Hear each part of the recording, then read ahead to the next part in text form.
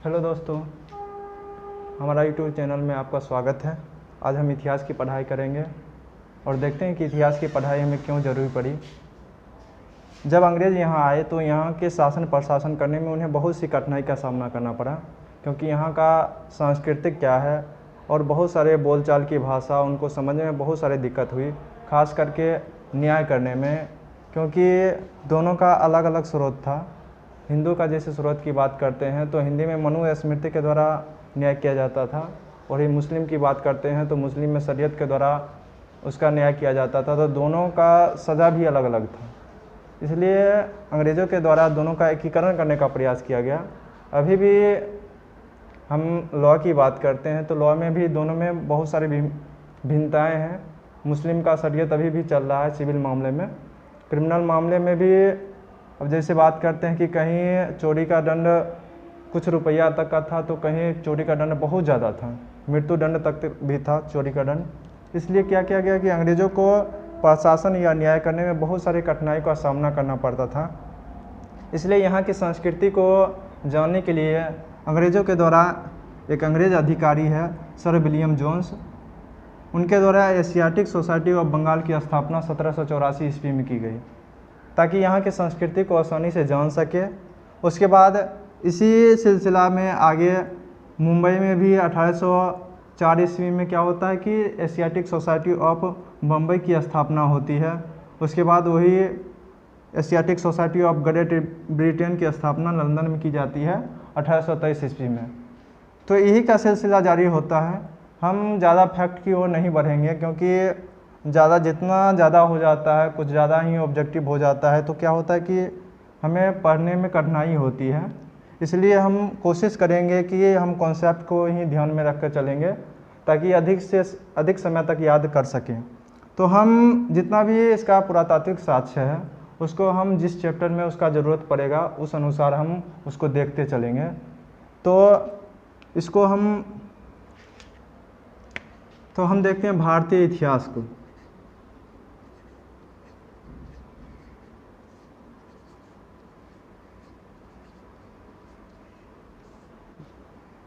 भारतीय इतिहास को 3 खंडों में बांटा गया है।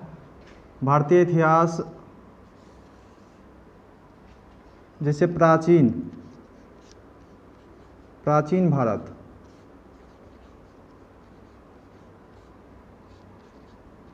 मध्यकालीन भारत और जिसको आधुनिक भारत कहते हैं, आधुनिक या वर्तमान काल की है ना। प्राचीन भारत को सुविधा के अनुसार बहुत सारे चैप्टर में बांटा गया है, और प्राचीन भारत में भी एक और विभाजन है, लेकिन हम उस विभाजन को नहीं लेकर चलेंगे, हम इसी विभाजन को लेकर चलेंगे। तो प्राचीन भारत के अंतर्गत हमें क्या क्या पढ़ना है। सबसे पहले हो गया पाषाण काल,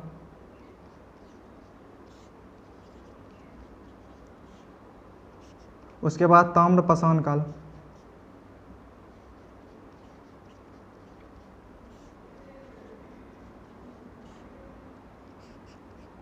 ताम्रपाषाण के बाद हम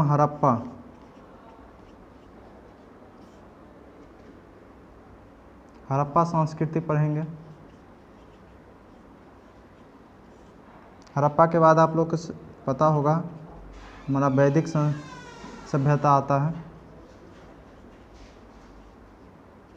सभ्यता और संस्कृति में कुछ डिफरेंस होता है, लेकिन अभी हम नहीं देखेंगे। इसके बाद आता है महाजनपद काल,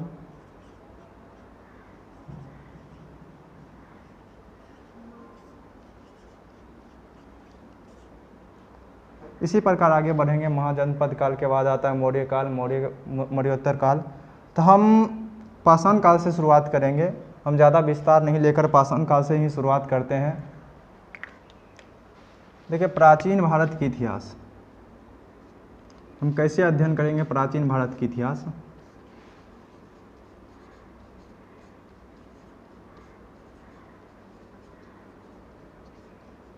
कोई भी इतिहास जानकारी के लिए सबसे पहले उसका राजनीतिक इतिहास देखते हैं। राजनीतिक इतिहास, उसके बाद आर्थिक इतिहास, सामाजिक,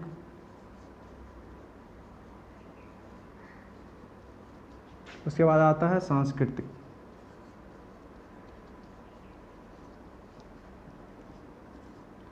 सांस्कृतिक इतिहास, तो राजनीतिक इतिहास में हम वंशाक्रम देखते हैं, जैसे राजा की लड़ाई किसके साथ कहाँ कैसे हुई। घटनाक्रम, राजनीतिक घटनाक्रम देखते हैं। आर्थिक रूप से यानी कृषि पर निर्भर कर रहा था कि उसका जीविका का प्रकार क्या था। सामाजिक स्तर पर हम देखेंगे तो उसका जीवन रहन सहन कैसा था, खान पान कैसा था, ये सामाजिक इतिहास के अंतर्गत आता है। सांस्कृतिक इतिहास के अंतर्गत हम देखेंगे तो इसके अंतर्गत आता है कला। कला का जितना भी क्षेत्र हो गया, मूर्ति कला हो गया, चित्रकला हो गया, तो ये सब सांस्कृतिक इतिहास के अंतर्गत आता है। तो प्राचीन कोई भी इतिहास को हम इसी क्रम में बांट के चलेंगे। कुछ जगह राजनीतिक इतिहास की जानकारी होगी, कहीं नहीं होगी। शुरुआती में राजनीतिक इतिहास की जानकारी बहुत कम होती है। हम आर्थिक, सामाजिक और सांस्कृतिक इतिहास को लेकर चलेंगे। जैसे राजनीतिक इतिहास में आता है युद्ध, वंशावली, उसके बाद प्रशासन, ये सब राजनीतिक इतिहास के अंतर्गत आता है। इसमें जीविका का स्रोत हम कह सकते हैं।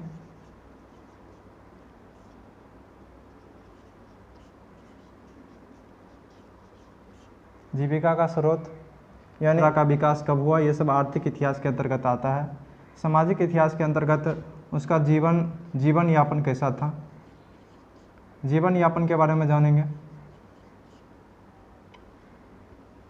तो इसी प्रकार अध्ययन करते हैं हम प्राचीन इतिहास को।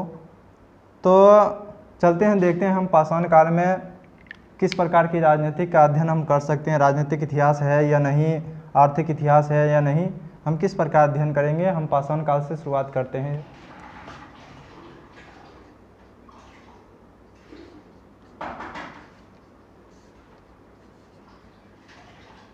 पाषाण काल, पाषाण इसको प्रस्तर युग भी कहा जाता है, यानी पत्थरों का काल। पत्थर कहाँ पाया जाएगा, या तो पठारी इलाका में पाया जाएगा, या पर्वतीय इलाका में पाया जाएगा, या पर्वतों का तराई क्षेत्र में पाया जाएगा। इस काल के अध्ययन का ही इस काल के अध्ययन में हम जैसे ही जाते हैं तो हमें दो चीज़ की ध्यान होना चाहिए।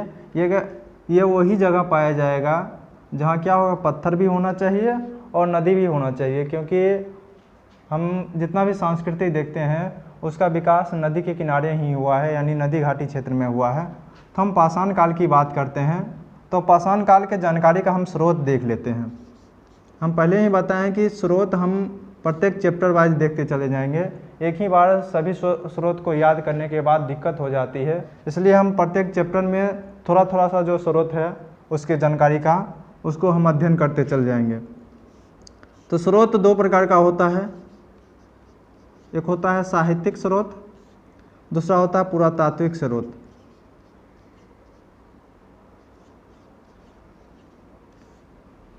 दो स्रोत में हम जानते हैं कि पाषाण काल जो है उसमें साहित्यिक स्रोत नहीं है। और पुरातात्विक स्रोत की बात कर, एक और इतिहास का विभाजन जो होता है वो क्या आता है, प्राग ऐतिहासिक काल, आद्य ऐतिहासिक काल और ऐतिहासिक काल। प्राग ऐतिहासिक काल के अंतर्गत वही आता है जिसपे हम पूरी तरह से पुरातात्विक साक्ष्य के ऊपर निर्भर करते हैं। तो उसकी क्या होता है कि वो उसको प्राग ऐतिहासिक काल के अंतर्गत रखा जाता है। आद्य ऐतिहासिक काल के अंतर्गत उसको रखा जाता है जिसमें एक स्रोत है, दूसरा स्रोत की जानकारी हमें सही से नहीं हो पाती है। इसके अंतर्गत आद्य ऐतिहासिक के अंतर्गत हम लोग रखते हैं हड़प्पा संस्कृति को और वैदिक संस्कृति और सभ्यता को। ये दोनों क्या है कि आद्य ऐतिहासिक के अंतर्गत आता है। उसके बाद का 600 ईस्वी पूर्व के बाद के काल को क्या कहते हैं, ऐतिहासिक काल के अंतर्गत रखा जाता है।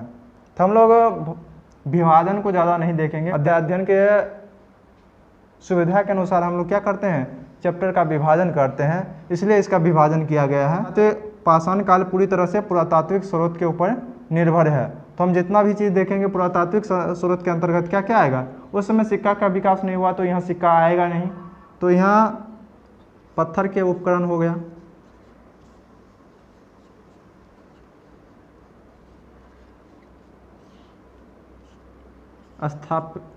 स्थापत्य।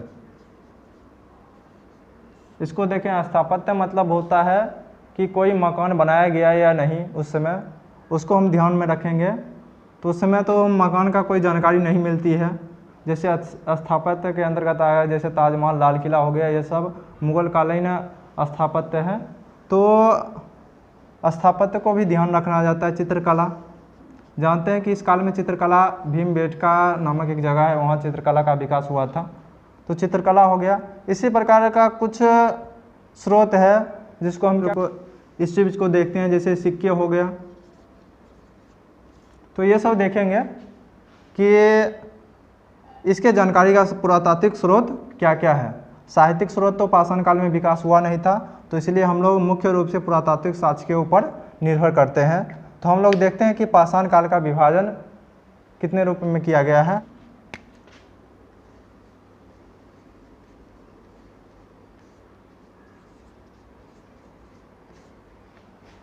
तो पाषाण काल को 3 भागों में बांटा जाता है।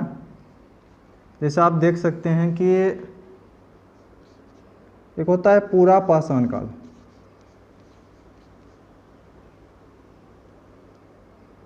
पूरा पाषाण काल।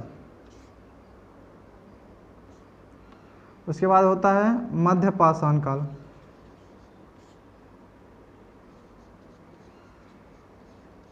उसके बाद होता है नव पाषाण काल।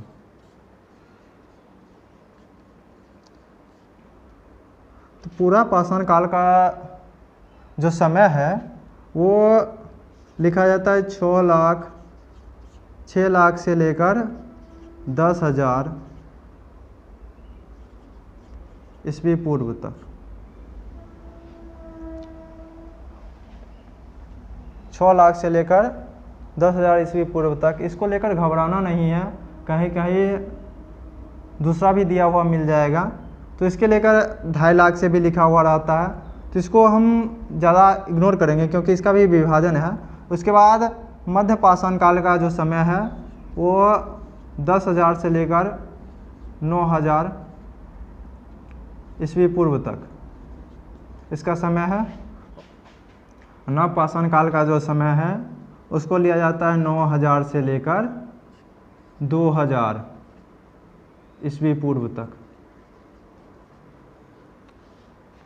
तो हम लोग देखेंगे कि यहाँ जो पूरा पाषाण काल का समय है वो बहुत ज़्यादा 6 लाख से लेकर 10,000 तक है। तो ये बहुत ज़्यादा समय है, इसलिए इसका भी विभाजन किया जाता है। इसको भी 3 भागों में बांटा जाता है। इसको पहला बांटा जाता है निम्न पूरा पाषाण काल। उसके बाद नाम दिया जाता है मध्य पूरा पाषाण काल। उसके बाद लिखा जाता है उच्च पूरा पाषाण काल। यहाँ मध्य पूरा पाषाण काल और मध्य पाषाण काल में आप लोग थोड़ा ध्यान दे दीजिएगा, क्योंकि दोनों एक ही जैसा लगता है लेकिन एक है नहीं। एक क्या है कि पूरा पाषाण काल का विभाजन है मध्य पूरा पाषाण काल, और एक पाषाण काल का विभाजन है। इसको ध्यान में रखना है। तो इन लोग इसका भी समय निर्धारित किया गया है, लेकिन हम इसका समय निर्धारण नहीं करेंगे। इसलिए नहीं करेंगे क्योंकि ज़्यादा जितना भी हम लोग देखते हैं इतिहास का, जितना भी विद्यार्थी है ईस्वी सन देखने के मात्रे ही इसको जैसे ही देख लिया गया कि ईस्वी सन लिखा हुआ है, वैसे ही उनको पढ़ने का मन ही नहीं करता है। इसलिए हमको ध्यान में रखेंगे कि ज़्यादा ईस्वी सन का प्रयोग हम नहीं करेंगे जहाँ ज़रूरत होगा, क्योंकि बिना ईस्वी सन का इतिहास तो लिखा जा नहीं सकता है, क्योंकि डेट बहुत ज़्यादा महत्वपूर्ण होती है। तो ज़्यादा हम डेट पर नहीं देखेंगे, जहाँ ज़रूरत होगी कि वहाँ लिखा जाना ही है वहाँ ही हम क्या करेंगे, डेट का प्रयोग करेंगे। तो निम्न पूरा पाषाण काल, मध्य पूरा पाषाण काल और उच्च पूरा पाषाण काल, ये सुविधा के दृष्टिकोण से पूरा पाषाण काल को बांटा गया है। अब देखते हैं पूरा पाषाण काल को, एक एक करके हम पढ़ते जाना है। पूरा पाषाण काल,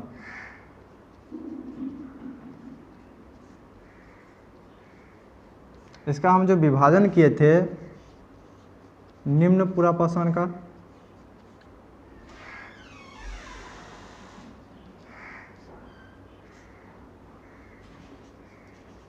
मध्य पूरा पाषाण,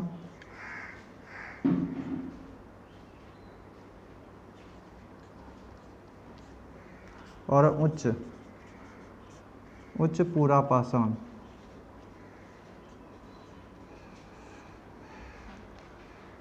तो इसमें देख लेते हैं कि इसमें जानकारी का स्रोत क्या था। इसमें एक उपकरण होता है चॉपर और चॉपिंग। ये छोटे बड़े बड़े से पत्थर जो होता है, बड़े बड़े पत्थर का चॉपर चॉपिंग कहा जाता है। जैसे हो गया कि ये बड़ा सा पत्थर है, उसको हम पटक के फोड़ दें, उसके बाद जो उसका आकृति बनता है, क्योंकि वो निश्चित आकृतिक नहीं होती है, ये उसी को चॉपर चॉपिंग कहा जाता है ना। इसीलिए इसको क्या, निम्न पूरा पाषाण काल को चॉपर चॉपिंग संस्कृति भी कहते हैं। इसको ध्यान देना है, यह कहीं प्रश्न आ सकता है कि किस काल को चॉपर चॉपिंग संस्कृति कहा जाता है। तो हम कह सकते हैं कि निम्न पूरा पाषाण काल को चॉपर चॉपिंग संस्कृति कहा जाता है। अगर वो निम्न पूरा पाषाण काल ऑप्शन में नहीं है तो हम पूरा पाषाण काल की ओर जाएंगे। उसके बाद इसमें आ जाता है ब्लेड, आ जाता है इसमें जैसे ही मध्य, ये जो निम्न पूरा पाषाण काल और उच्च पूरा पाषाण काल के जो मिडिल पीरियड है, ये इसलिए दिया गया है क्योंकि ये संक्रमण का काल होता है। इसमें दोनों का गुण होगा, निम्न पूरा पाषाण काल और उच्च पूरा पाषाण काल का दोनों का गुण होगा। तो इसलिए हम ध्यान देना है कि दोनों का गुण आएगा। जैसे हो गया स्क्रैपर,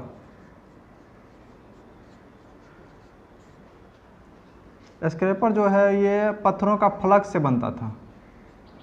फलक, फलक मतलब समझते हैं ना, जैसे जो घनाकार वस्तु होता है ना, फलकों का क्षेत्रफल क्या होगा, वो फलक मतलब हो गया पतला सा रूप हो गया। उसके बाद उच्च पूरा पाषाण काल में तो ब्लेड होगा ही। हम पहले से ही बोले हैं कि ये संक्रमण काल है। ब्लेड के साथ आता है ब्यूरिन्स, ये सब ये पतला है। ब्लेड मतलब होता है, ब्लेड मतलब कि किनारे को ब्लेड कहा जाता है। किनारा एकदम पतला सा जो रूप होता है ना, पत्थरों का हम फोड़ते हैं तो एक पतला सा रूप हो जाता है, उसी को ब्लेड कहा जाता है। जैसे हम 3D पिक बनाते हैं तो 3D की जब किनारा वाला जो होता है, किनारा वाला की बात करते हैं तो किनारा को ही ब्लेड है। जैसे हम ब्लेड जो होता है दाढ़ी बनाने के लिए जिससे ब्लेड की बात करते हैं, उसका किनारे वाले को ही ब्लेड कहा जाता है। तो उच्च पूरा पाषाण काल का ये जो ब्लेड दिया गया है कि मतलब कि हथियार को कारगर बनाने के लिए ब्लेड का रूप दिया जाने, यानी धारदार बनाया जाना लेगा। तो हम लोग पूरा पाषाण काल का भौगोलिक विवरण देखते हैं। भौगोलिक विवरण यानी ये जो सभ्यता है, यानी पाषाणकालीन सभ्यता, उसका विकास कहाँ कहाँ हुआ। तो हम पहले से ही बोले हैं, इसका विकास का दो ही मूल रूप से सिद्धांत है कि आप जहाँ पठारी क्षेत्र हो या पर्वतीय क्षेत्र होगा, और दूसरा नदी घाटी बगल में होना चाहिए। तो पहला जो हम देखते हैं सबसे पहले कि पाकिस्तान, इसका अध्ययन इसलिए ज़रूरी है क्योंकि पाकिस्तान भी पहले क्या था, भारत का भाग था। तो पाकिस्तान में सोहन या सोवन लिखा जाता है, कहीं कहीं लिखा हुआ रहता है सोवन नदी घाटी। उसके बाद कश्मीर की बात करते हैं। आप देख सकते हैं ये पाकिस्तान का सोवन नदी घाटी जो है वो पंजाब प्रांत में पड़ता है, और पंजाब प्रांत जो है वो सिंधु नदी घाटी, यह सोवन नदी जो है ये सिंधु नदी का एक सहायक नदी है। ये भी क्या है कि पर्वतीय क्षेत्रों में बहने वाली नदी है। पर्वतीय क्षेत्रों से बहकर जो तराई वाला भाग है, वही पाकिस्तान का ये भाग जो है, तराई वाला भाग में भी पत्थरों का उपकरण मिल सकता है। कश्मीर हो गया, अब जानते हैं कश्मीर पर्वतीय क्षेत्र है, तो कश्मीर में भी है पहलगांव।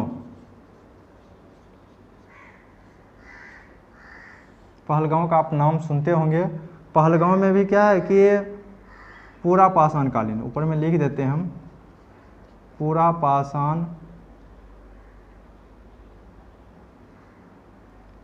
पाषाणकालीन स्थल ना। पूरा पाषाणकालीन भौगोलिक विवरण के अंतर्गत यही आ जाता है। तीसरा हम देखते हैं कि उत्तर प्रदेश। उत्तर प्रदेश में आप जानते हैं कि तराई वाला जो भाग होगा उसी में पाया जाएगा। ये आ जाता है बेला नदी घाटी।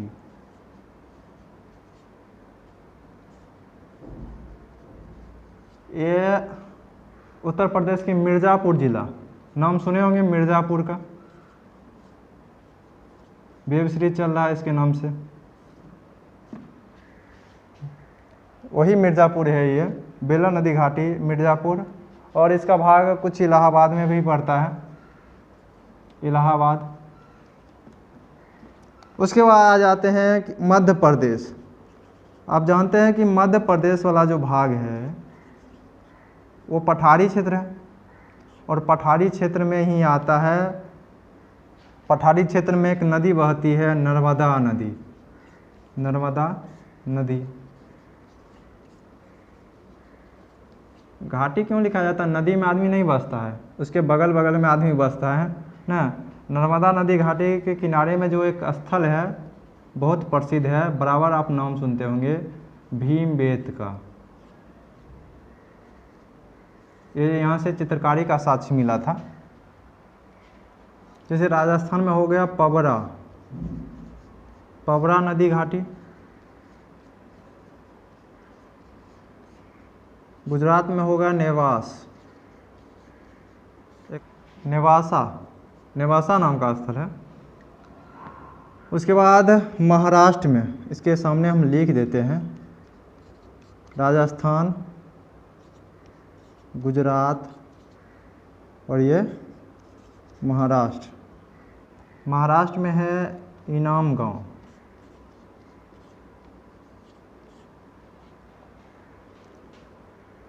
आगे हम देखते हैं कि आंध्र प्रदेश, आंध्र प्रदेश में एक स्थल है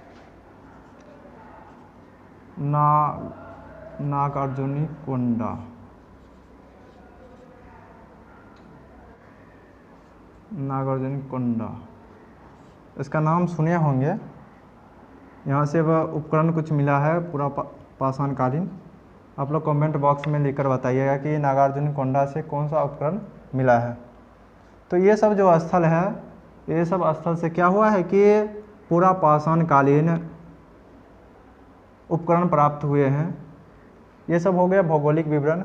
आप सभी देखेंगे जितना भी भाग था वो सभी पठारी क्षेत्र था या पर्वतीय क्षेत्र था, और दूसरा नदी घाटी या कुछ जल का स्रोत उसके बगल में होना बहुत ज़रूरी है। तो पूरा पाषाण काल हम लोग सांस्कृतिक देखते हैं, संस्कृति।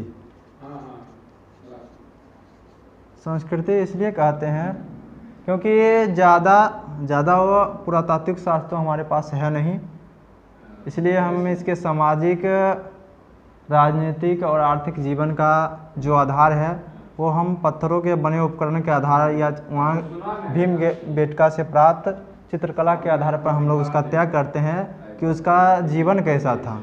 तो संस्कृति, इसलिए इसको पाषाण युगीन संस्कृति भी कहा जाता है। हम संस्कृति के आधार पर उसका अध्ययन कर पाते हैं, दूसरा कोई आधार नहीं है। इसलिए हम लोग देखते हैं कि संस्कृति के अंतर्गत क्या क्या आता है। तो इस काल में मानव जो था वो शिकार और दूसरा खाद्य संग्राहक था। खाद्य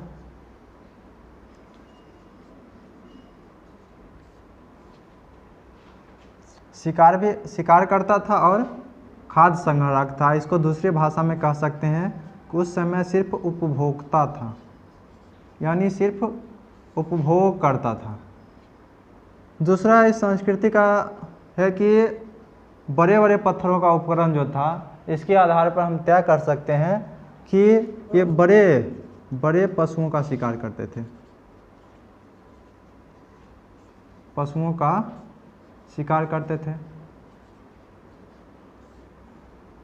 आग की खोज की बात करते हैं तो कहीं आपको आग की खोज मिलेगी, कहीं नहीं मिलेगा। तो हम तब तक लिख लेते हैं, ज़्यादा स्रोत बताता है कि आग की खोज हो गई थी। आग की खोज, उसके बाद इसमें एक चित्रकारी है भीमबेटका। भीमबेटका का भी संबंध तीनों काल से है, पाषाण काल के तीनों काल से है। भीमबेटका का संबंध तीनों काल से है। भीमबेटका किसके लिए था? चित्रकारी यहाँ किया गया है।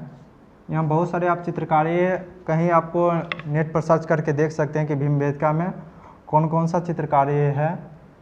उसके बाद देखने पर आपको देखेंगे कि बड़ा सा एक पशु है भैंसे आकार का, उसको क्या कहें कि बहुत सारे आदमी मिलकर क्या कर रहा है कि चारों तरफ से घेर कर उसको मार रहे हैं। तो इस प्रकार का चित्र है। रेखा चित्र खींचा गया, आदमी का जितना भी है उसका रेखा चित्र खींचा गया है। और दूसरा जितना भी जानवर का चित्र बनाया गया उसको बहुत से अच्छे रंगों का प्रयोग करके उसको सजीव वर्णन करने का प्रयास किया गया है। इससे हम कह सकते हैं कि पुराने मतलब कि आदि मानव को भी चित्रकारी का अच्छा ज्ञान था। इस काल में क्या चीज़ की जानकारी नहीं मिलती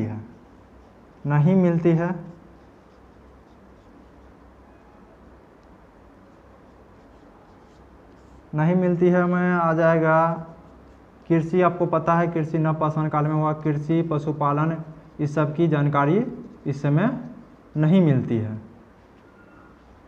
इस तरह का वीडियो देखने के लिए हमारे चैनल को सब्सक्राइब और लाइक शेयर करते रहिए ताकि दूसरे को भी फ़ायदा मिले। जय हिंद।